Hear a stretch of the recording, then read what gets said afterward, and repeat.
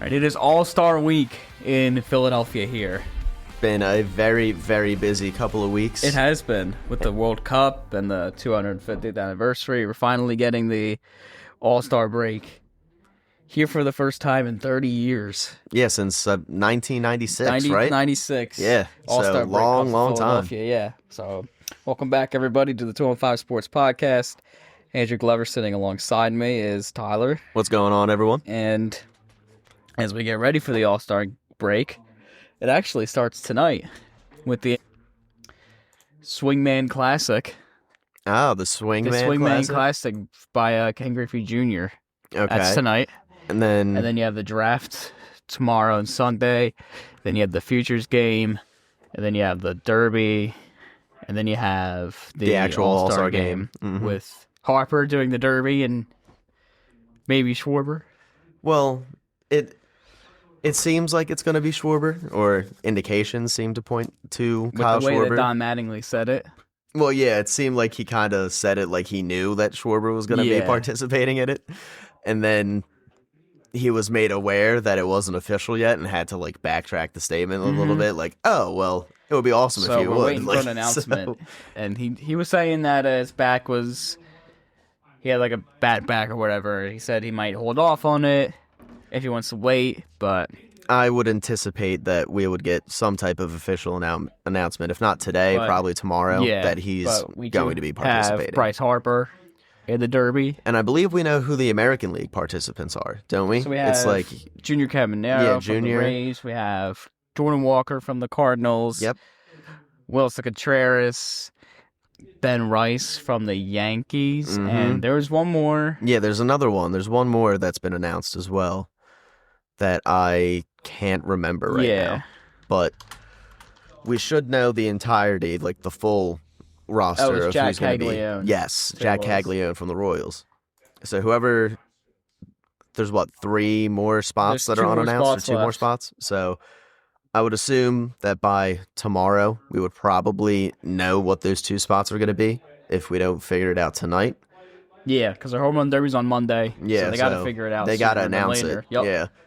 But All-Star Game is going to be, what, the 3rd big event, I guess, of the past, 3 weeks or 4 weeks? Yeah. With, the World Cup to the 250th. World Cup to the 250th, and now this. So it's been a jam-packed couple of weeks. It has been. And we're going to see a lot of Phillies in the All-Star Game. Yes, indeed. Like Bryce Harper. Phillies, I believe, have the most players of any team.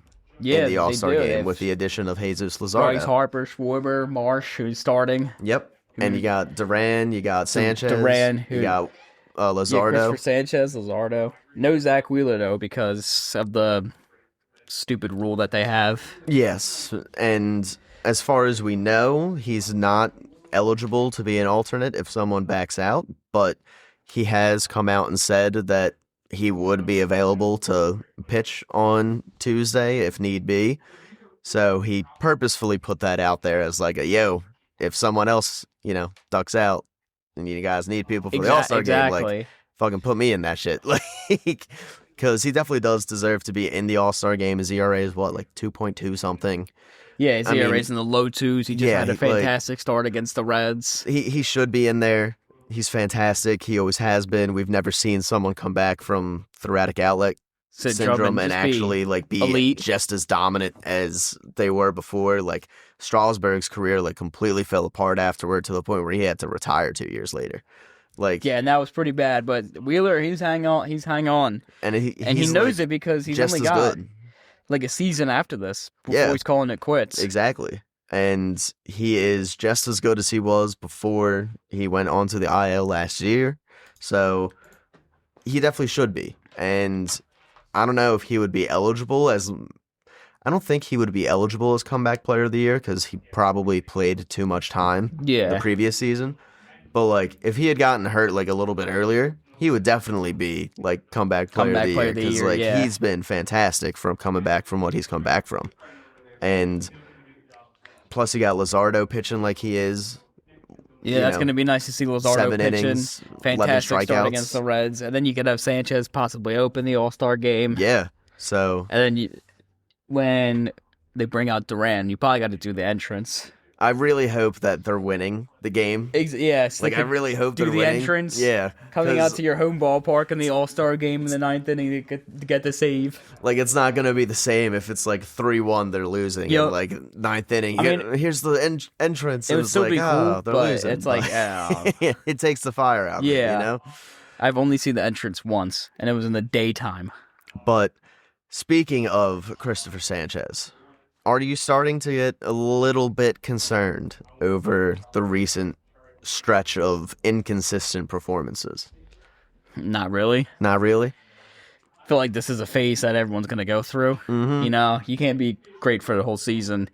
And we've seen pitchers like Paul Skeens get knocked up, and then, you know, Mizrowski got knocked up a little bit in a couple previous starts. So, I mean, Skeens is getting kind of rocked, though, all season. Yeah, he's getting rocked all season. The hitters are getting to him, but the 2 seasons prior to that, he best pitcher in baseball. And, you know, every game's not going to be like putting on PlayStation difficulty beginner mode and, you know, striking out every hitter. Even though that's what you're almost expecting from him every time he goes out there. But that's not what it's going to be every single start. And you could tell when he pitched against the Royals that he was off on the first pitch. He was losing command on pretty much everything. He had no control of that off speed. He gave up a lot of hits. He gave up 9 runs. Mm-hmm. That was probably the worst start of his career. Oh, it was easily the worst start of his career. Yeah. I mean, 9 earned runs. He's definitely never had anything that high before. Yep. And the craziest thing is, like, he was just getting hit around. It's not like he was walking a whole bunch of people and, like, he couldn't find the strike zone. Like, no, he had 1 walk. Like, he was just getting hit. Yep, like, just getting hit around. It was base hits after base hits. Like, his stuff just did not have the usual life on it at all. And you can definitely tell that there was something going on with him last start, whether or not it was just he should fatigue. have had a scoreless first inning there, and then he ended up giving up 6 runs because Turner decided to throw the ball into no man's land. Yes, but still, one excuse does not, you know. Yeah, it doesn't deny that he gave up, 6 runs in the first inning and then proceeded to get shelled the rest of the game. Exactly. So, I mean, he's going through a bit of a rough patch. His last 5 starts have been very inconsistent. I mean, he went 5 2/3 against Milwaukee, 4 earned runs, gave up 2 homers. Against the Mets, 6 innings, 5 hits, 1 earned run, but it was a home run. Which isn't bad. That's not bad at all. No. Against the Pirates, he had 7 scoreless innings. And then against Washington, 5 innings pitched, 5 earned runs, 1 home run, 7 hits in that game allowed. So, hopefully the All-Star break is kind of like a little reset for him. Yeah. But I mean, he's going to be pitching in the All-Star game, so I don't know how much of a reset it's really going to be. You're going to pitch an inning in the All-Star game, and that's true. That. If he gives up a couple hits, they're going to take him out. Before then, so it's not like he's going to be out there, throwing 95 pitches or whatever. Well, no, Max will probably be throwing, as I would assume, 25. Like, you're not really going to be probably 15 or 20. Yeah, so I am a little concerned that he's going through some type of dead arm thing where he's, just the next couple of starts for him aren't really going to be the greatest, and he's probably just gonna get that life back in August. Ranger Suarez, and look what happened to Ranger Suarez. He was fantastic for the rest of the season. Right. So I believe that it's just something like that, some type of little, dead arm, just maybe a little fatigue. But there's also the possibility that it's the amount of innings that he's been pitching as well, because he pitched the most amount of innings he ever had last season. I think he was at 170 something. He's going to beat that with how much of a workforce that he is. Right, and that's what I'm saying. His previous high before last season was 140 so he's innings pitched. He was at 170 something last year.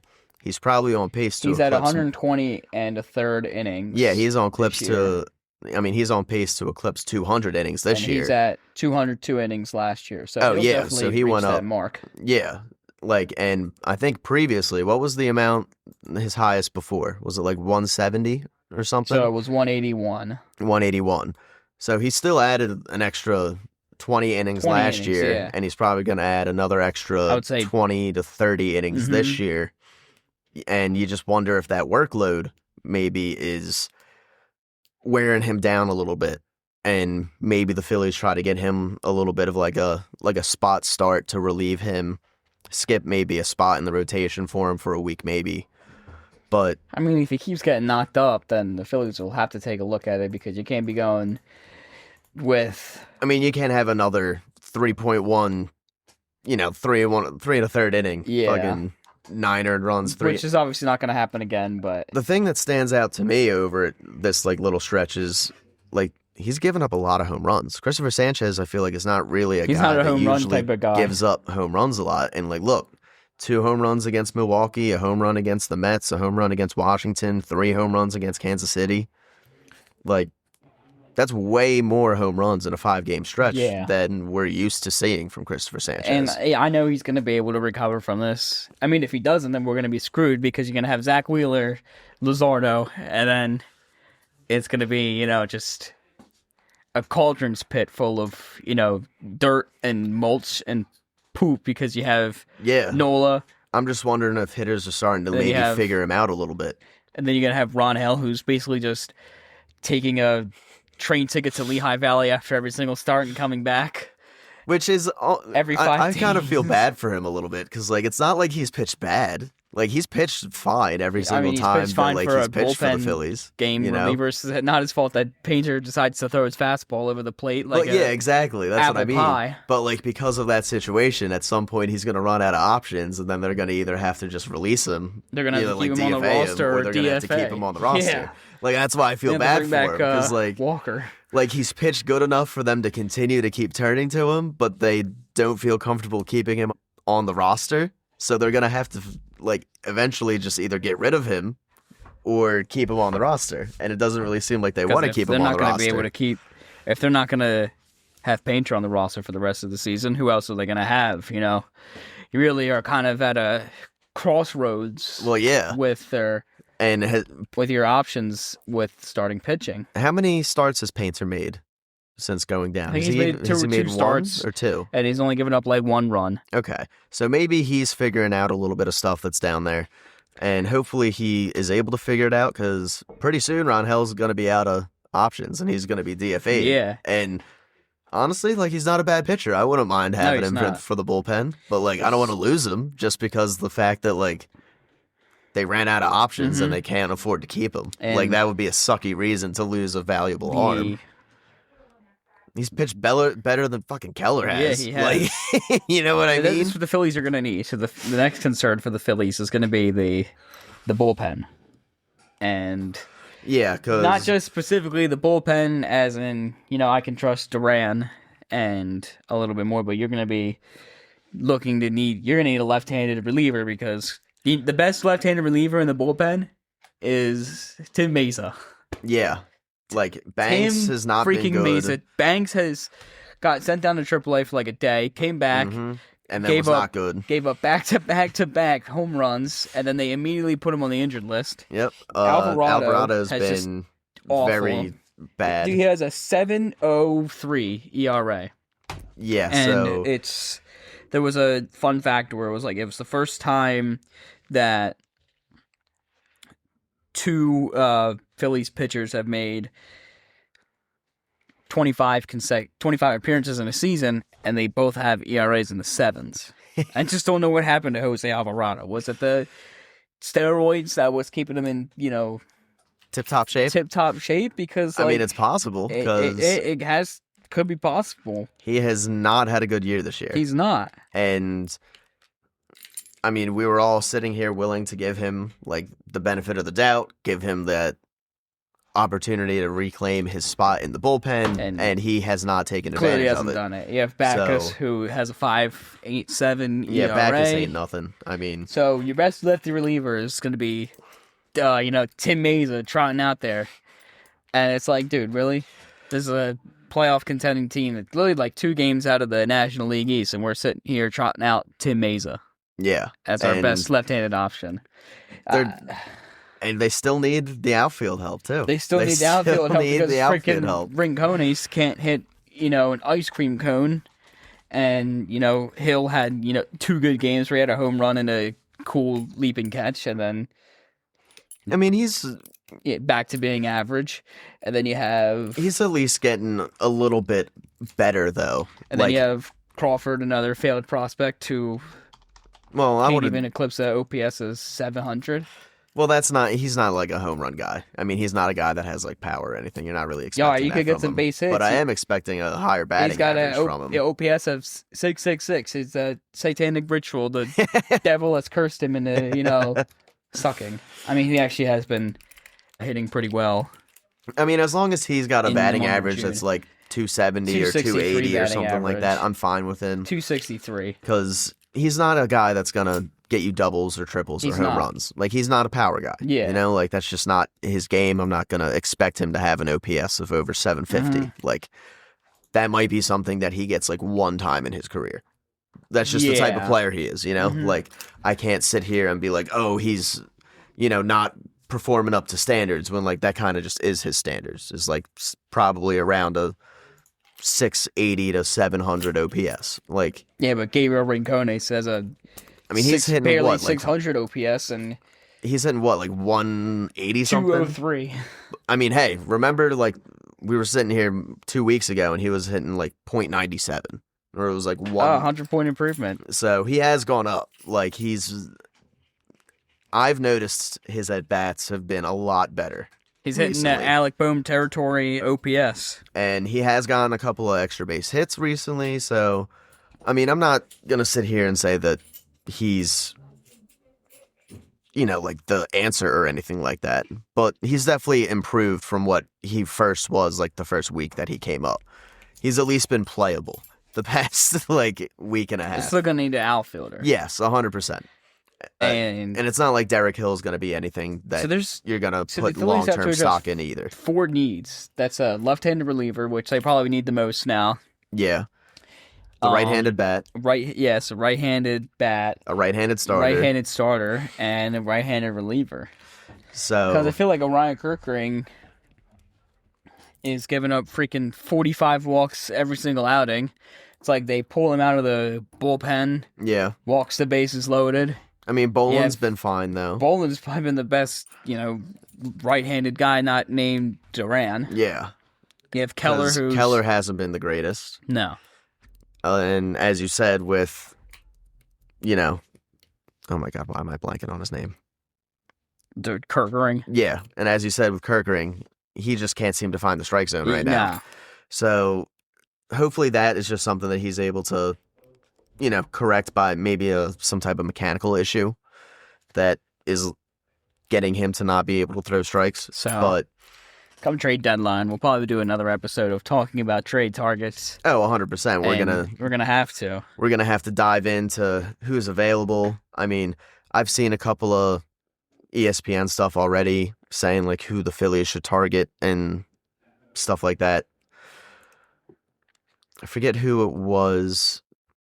I thought it was funny, though, because the ESPN article I was reading, I think it was Doolittle, he highlighted the fact that the best right-handed bats available, or the best right-handed bats are probably the ones that aren't available, and one of the ones that came up was Randy Arozarena. Yep, and I was like, shit. Like, and like Byron Buxton, and there's a couple other bats that are out there, but oh yeah, it highlighted Buxton as being like the dream case scenario, but the fact that Byron Buxton doesn't want to leave Minnesota kind of mixes all possibilities of that actually being a reality. Hey, I mean, if you want to, live in 45 feet of snow, then be my guest. But yeah, I don't know why he's so in love with Minnesota. I don't know why, but he loves it there for some reason. I don't know why. Yeah.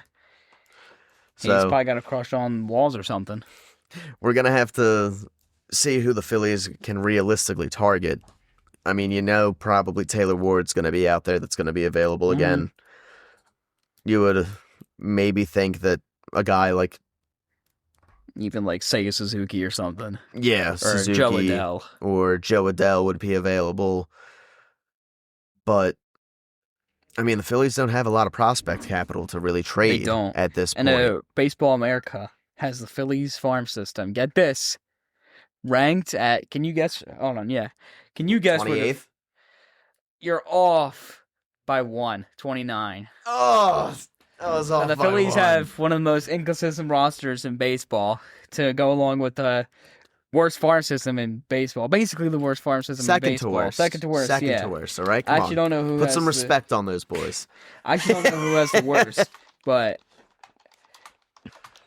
I genuinely feel like it's going to be like Ruben Amaro. If the Phillies don't make it past the National League Division Series, that's why I stopped like caring half the time about watching the games, because if you're just gonna Yeah, I haven't had as much like that urgency to like watch, yeah, like especially with like the World Cup and like other stuff that's been going on. exactly. I'm just like I'm more excited about the Sixers. yeah, like me too. Like I'm trying to figure out where can I think last night was like the first Phillies game I watched in like I want to say a week, like maybe a week and a half, because I've just been watching World Cup, and World Cup's been World on Cup. mainly when the Phillies have been on, and like, sorry, World Cup's around once every 4 Yeah. years. I'm watching that over the Phillies that I can watch every night. Speaking of World Cup, unfortunately, the U.S. has been knocked out, but, I mean, happy with the fact that they made it to the round of 16, but they definitely got embarrassed in that last game that they played. Oh, they did.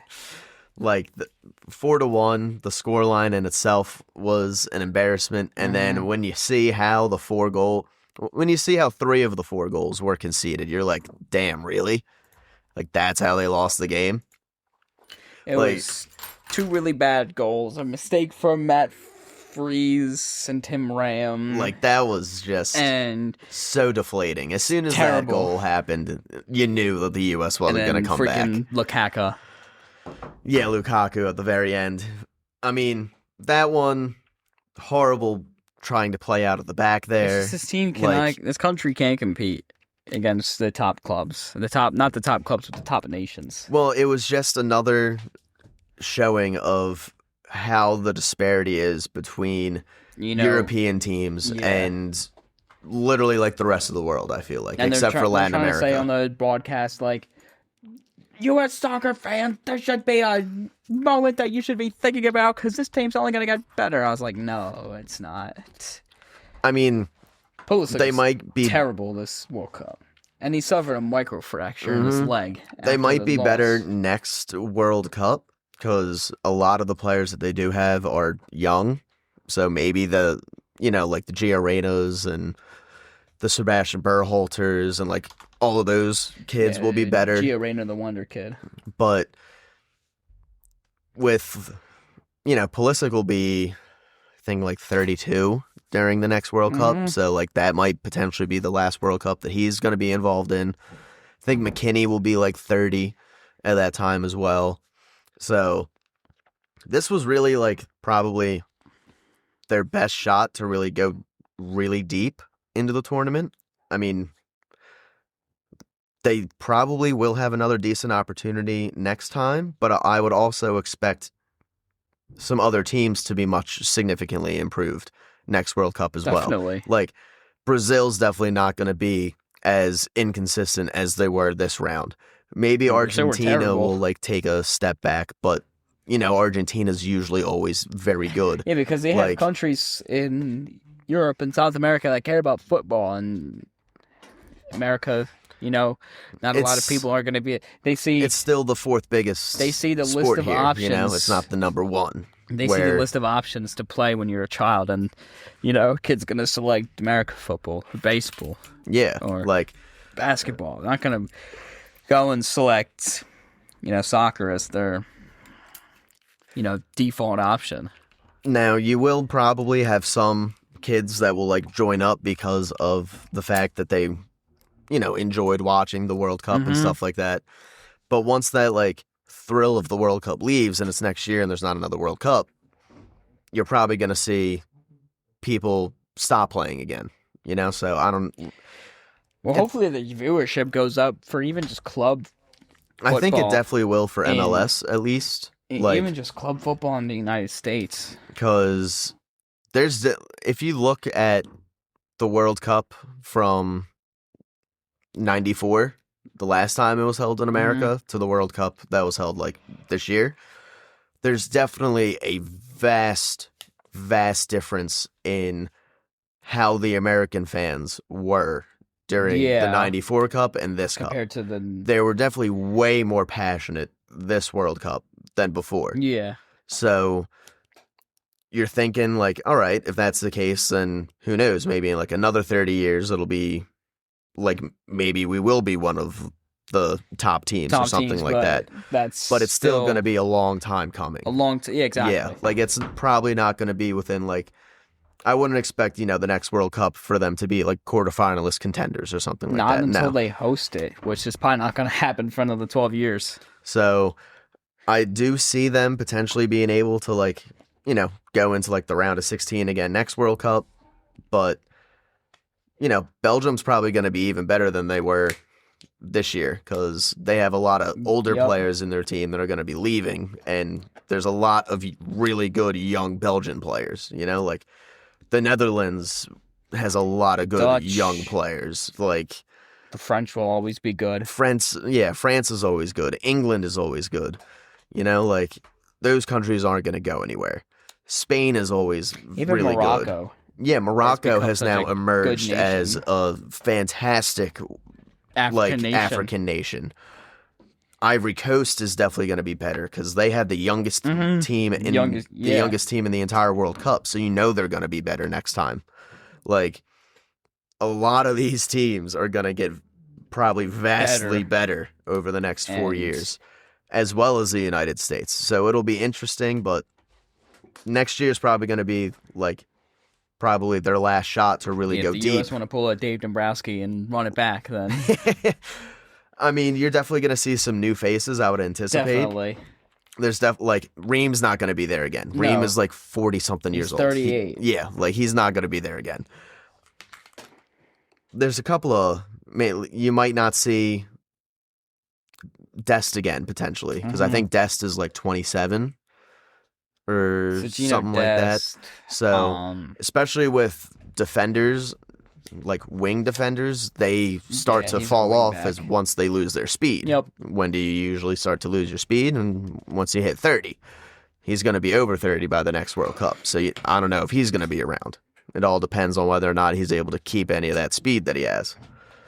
So you're definitely going to see new players, but I don't know if it's going to be any different in 4 years. They might just get bounced again in the round of 16. At the France-Morocco game, the streamer I Show Speed was with Jaylen Brown. Oh, he was? Yeah, he was in the stands? He was with Jaylen Brown, and Speed was telling his chat while he was with Jaylen Brown, and Jaylen Brown was like, yeah, let's do it. Let's get LeBron to Philly. Him and Speed were doing some recruiting, trying to get LeBron to come to the Sixers. I mean, I think everyone right now is trying to do some recruiting to get LeBron to come to the Sixers. I'll go pick him up at the...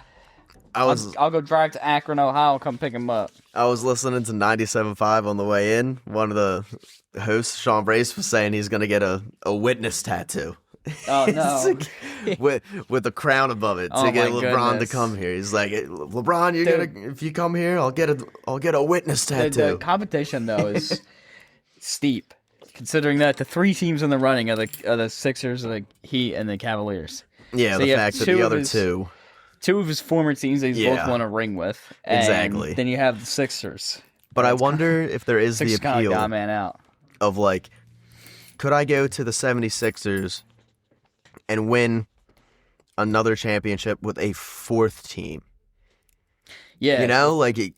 Let me be the main driving factor that brings four different teams to a championship. I wonder if that factors in to his decision at all, because I mean, bringing three teams already is unheard of. Bringing four, and that definitely just adds another rung to the ladder. Has there been a player that has won LeBron a championship with four different teams? I don't believe there has been.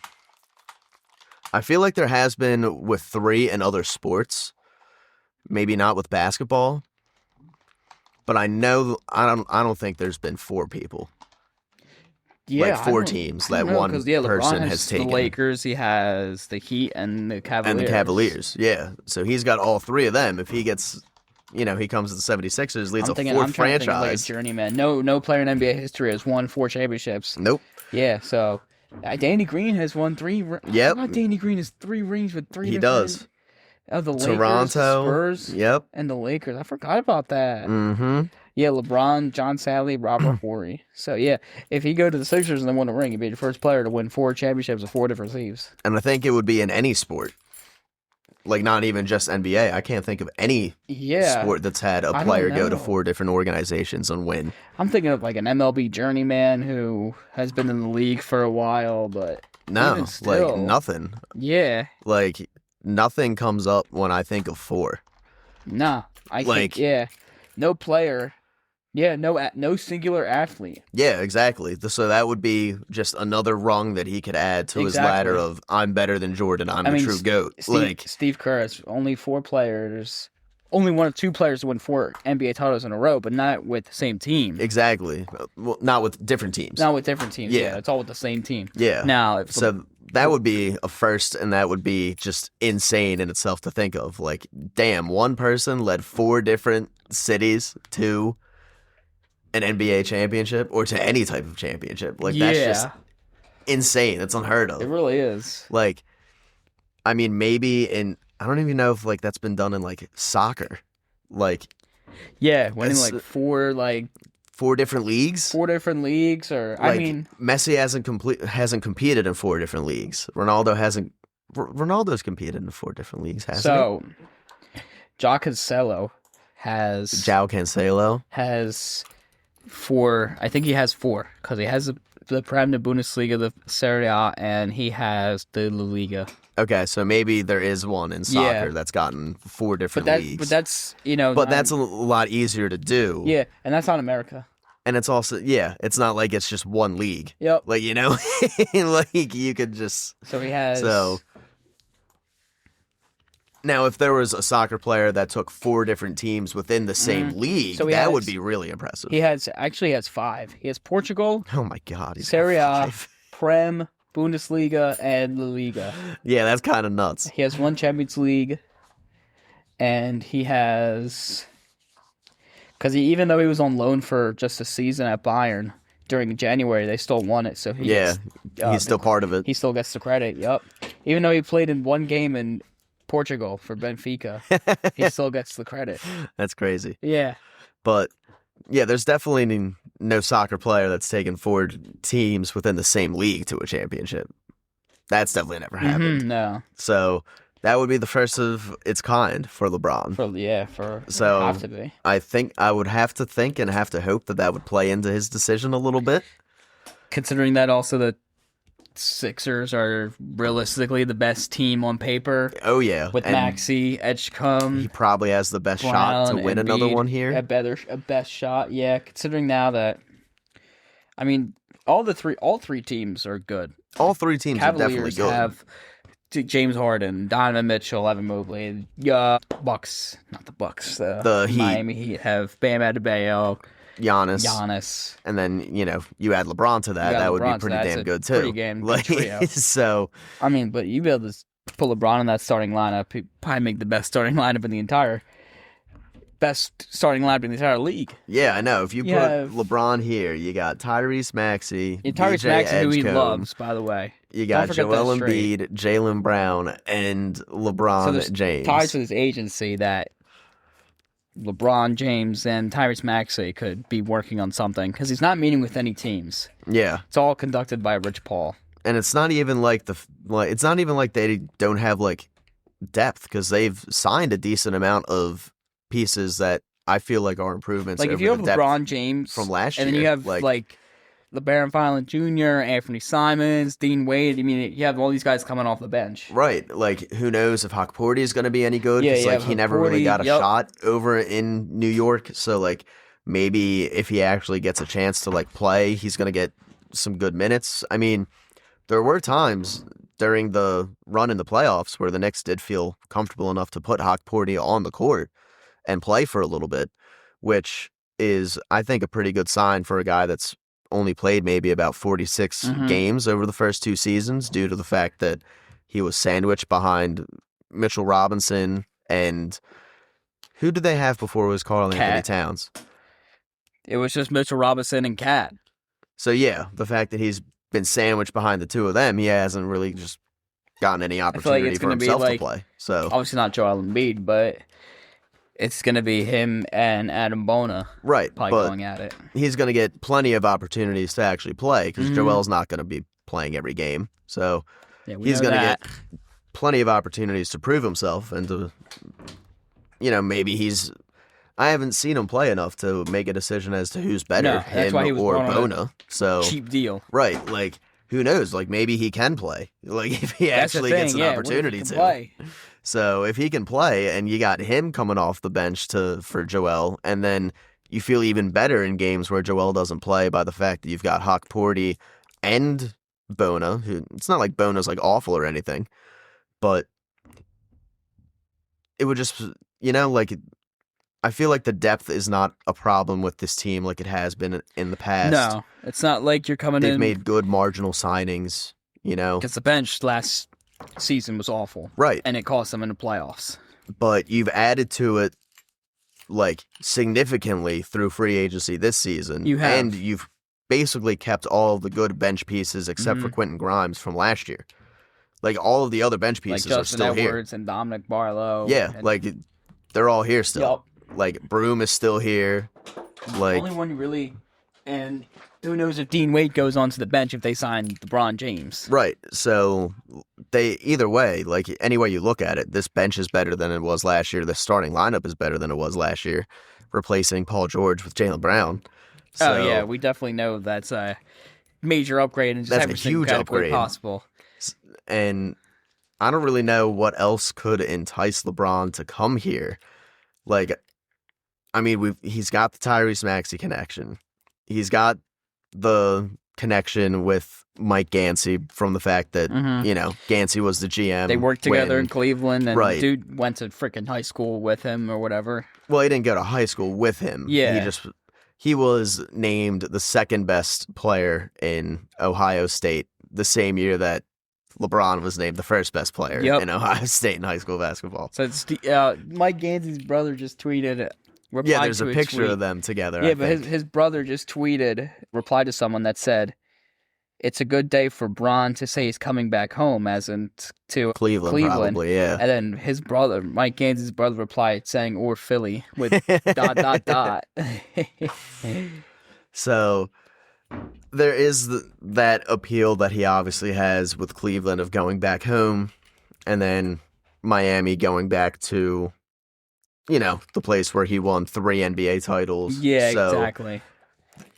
That's probably, that's going to be like the pull on the heartstrings type of, decision. But if he comes here to the Sixers, man, Sixers would easily become the favorites to come out of the East. Yeah, them and the Knicks would be battling it out. Yeah, so if he were to come here, then... who knows? Would he come here on a 2-year deal? Would it be a 1-year deal? Would it potentially be 3 years? How much longer? It would have to be a 1-year deal because of the vet minimum. Yeah. But how much longer does he even want to play for? Is it only one more year? That's the thing. I don't know if he wants to play for 1 more year. Is it if it's more than 1 more year, does he sign a 1-year deal with Philly and then goes home to Cleveland? Yeah, I don't know. Because that definitely depends. That factors into the decision, I don't know if too. he wants to wait for Bryce or something. Because, if he's I know I've got 2 or 3 years left. Because he would announce that he's retiring. He wouldn't just go out on a limb and say that. He would do a farewell tour. Oh, 100%. And he hasn't said that yet. Yeah. Which makes me think he's going to play past this season. So if he has plans on playing for 2 years, what's to stop him from just signing a 1-year deal with the Sixers and then going back home to Cleveland for that last year? Having his farewell tour. Here we go. Here's a funny... Here's a tweet.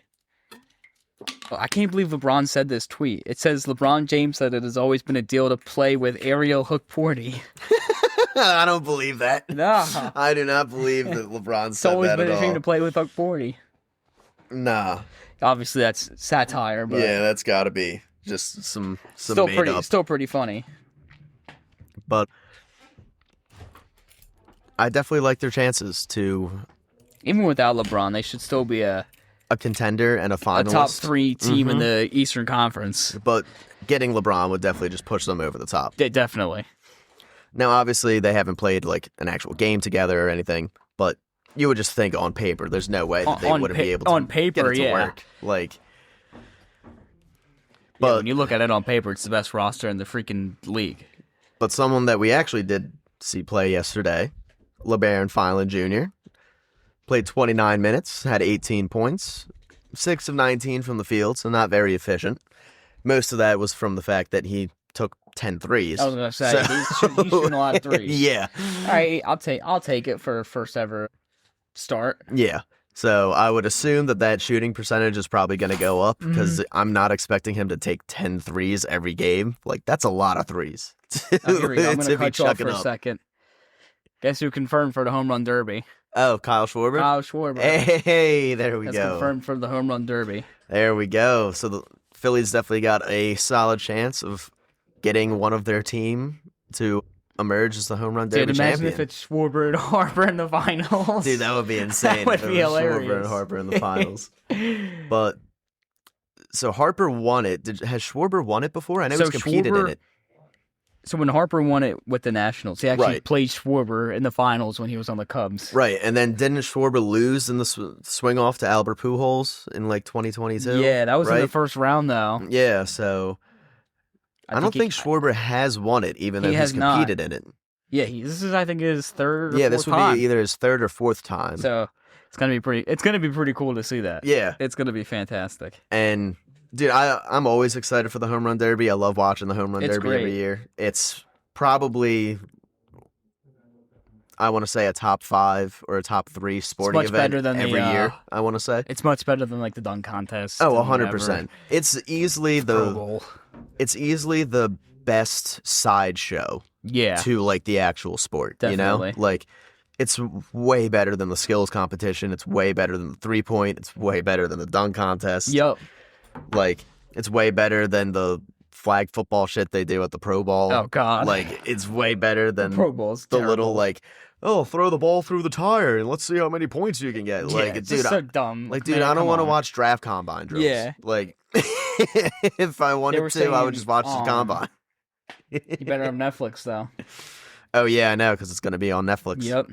Is the All-Star game still going to be on NBC 10? Fox. Oh, it's going to be on Fox. It's always been on Fox. I thought it was on NBC 10 for a while. It's always been Fox? It's always been on Fox. But at least that's still going to be on cable. Yeah, and there was an idea from Harper saying that once they get to the golden balls or whatever, he says they should use aluminum bats. Aluminum bats? Oh, my goodness. Oh, my. They would... Aluminum bats. Dude, it would go on forever. It would. People wouldn't get out. You would have a crowd in the parking lot because the balls would go that far. Yeah, like, Jesus Christ. Aluminum bats. Oh. Can you imagine, like, the fucking ping every, like, 3 seconds? Oh, my goodness. I love how they do it in college, though, with the aluminum. But I don't know. I feel like maybe do you think they would hit the ball hard enough that, like, it would, like, crack the bat? That's and they would have to get, like, different aluminum, like, all the time? Like, hang on, I gotta change my bat again. Because, like, they don't really break, like, wooden bats in the home run derby. No, but I feel like maybe an aluminum bat would crack. Don't you think? I don't know. Like, I don't know.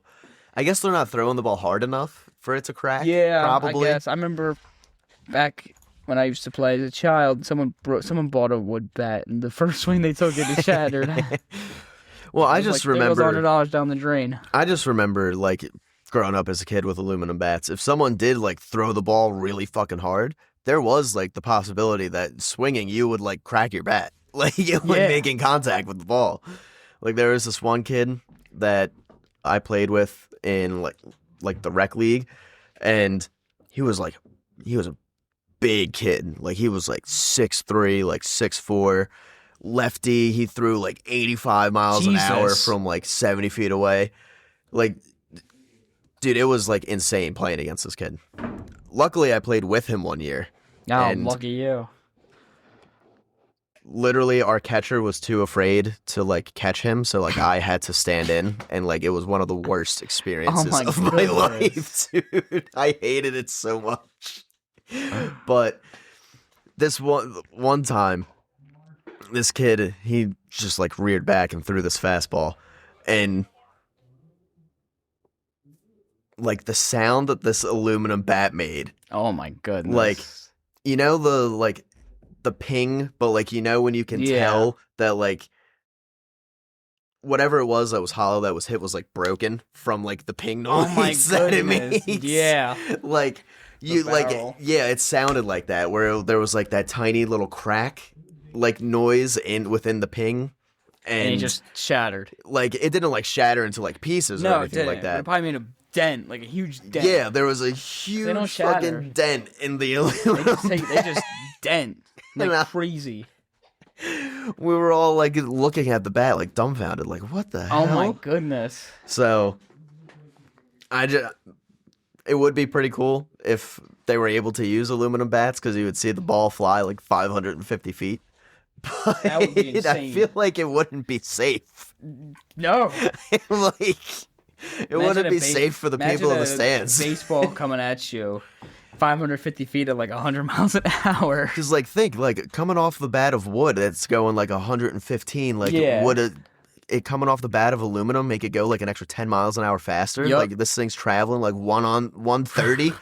Like Probably you like can't 100 have feet faster. you can't have someone in the stands trying to catch that as a home run ball. Like That what? third deck and right feet. Yeah. Scoreboard's gonna have dents in it. Like, dude, someone's gonna like attempt to catch it. It's gonna go through their hands. Oh They're my gonna like goodness. get popped in the face and need surgery. Like you, it wouldn't be safe. That I would be feel so like. fun though. To have wooden bats. But good idea, Bryce. I just don't think that it would be practical. No. It would be a fun idea. It would be. You would have to bring back like the old school, like, all right, push the freaking fence back to like 450 feet. Yup. I have to. Yeah, you would have to. But definitely excited for the home run derby. Definitely happy Kyle Shore was going to be in it. Definitely. So just one more spot remaining now. Yeah. And I have no idea who it's going to be. It would have to be someone from the National League again, right? Yeah, probably. So, trying to think. Who else from the National League? Yeah, I don't know. Just got to see. Maybe Wait for like- the announcement. They got to have a Dodger in there, right?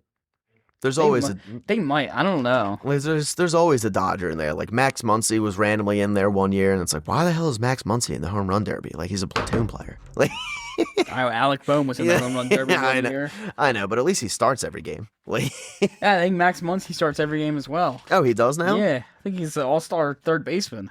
Oh, damn. Yeah.